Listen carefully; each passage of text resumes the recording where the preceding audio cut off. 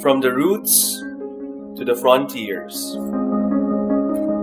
CLC traces its historical roots to a story that began in the 1540s. That story is all about fire. The fire of God's love ablaze in St. Ignatius of Loyola and his first companions in the 1540s. That fire that mobilized them to seek the greater glory of God. They spread this fire by forming groups. Peter Faber led a group in Parma, also called the Society of Jesus, in 1540. Francis Xavier wrote about these groups in 1545, among many others. Ignatius himself started the Society of the 12 Apostles in Rome in 1547. All these groups were the precursors of the Marian congregation, or the Congregatio Mariana. Somewhere in Liege, Belgium, that same fire burned in a young man only 24 years of age. From Liege to Rome, this young man named Gian walked all the way.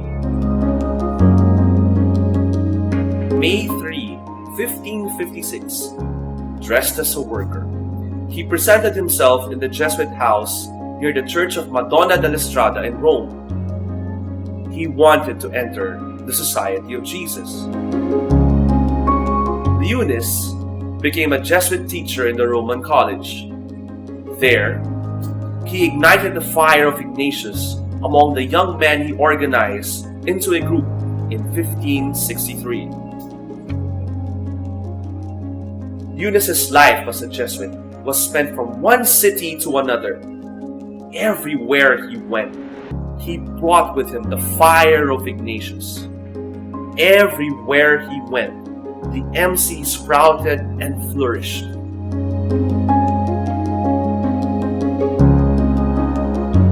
On December 5, 1584, Pope Gregory XIII canonically established the group in the Roman College as the Prima Primaria, or the mother and head of all similar groups.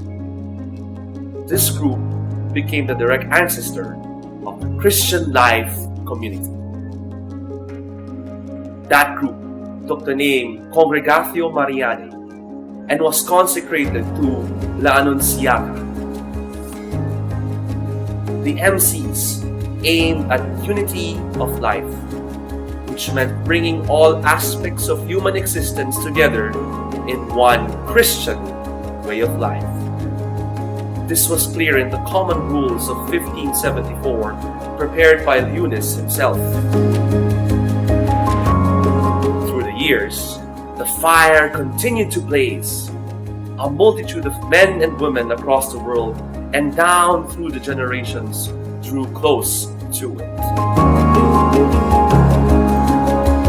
However, the story of fire changed course in 1773. On July 21, 1773, Pope Clement XIV signed a document suppressing the Society of Jesus. The Society and all its works, including the MC, disappeared except in Russia. But another decision of Pope Clement XIV caused the revival of the MC. So on November 14, 1773, he decided that the MC could continue without the Jesuits. He decreed that all bishops worldwide would establish the MC, and many did.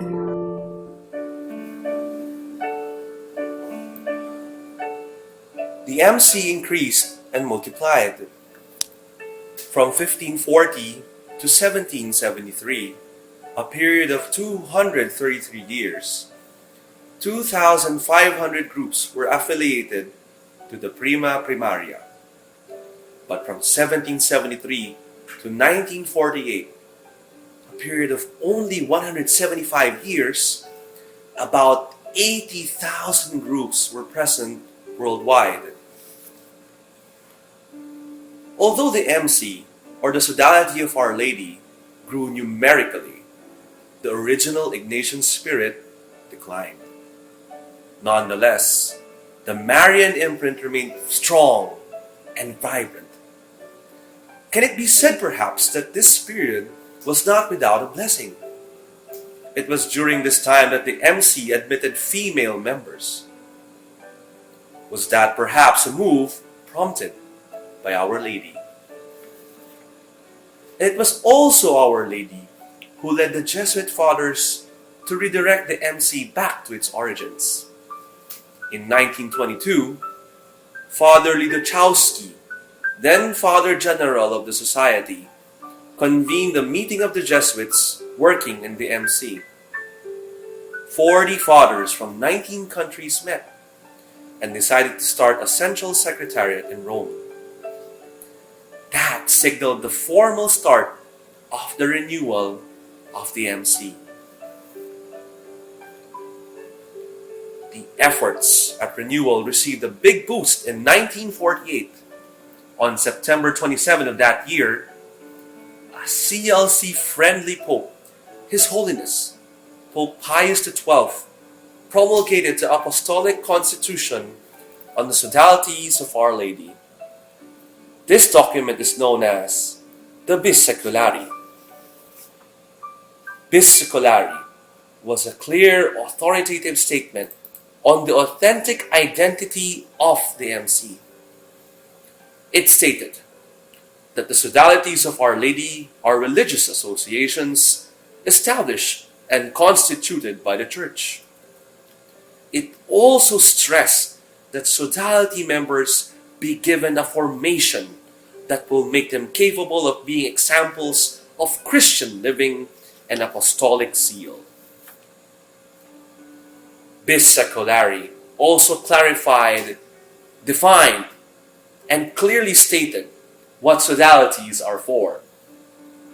Among their primary ends, sodalities include every form of the apostolate, particularly the social apostolate, since the apostolic work of spreading the kingdom of Christ and defending the rights of the Church has been mandated to sodalities by the ecclesiastical hierarchy itself. Bis Seculari fueled the efforts of renewal. The intense collaboration between Jesuit fathers and the MC members continued. Step by step, the congregation traced its way back to its roots. The MC recaptured and rekindled Ignatius' legacy of fire. In Rome, 67, that fire blazed anew in a vibrant surge of aggiornamento.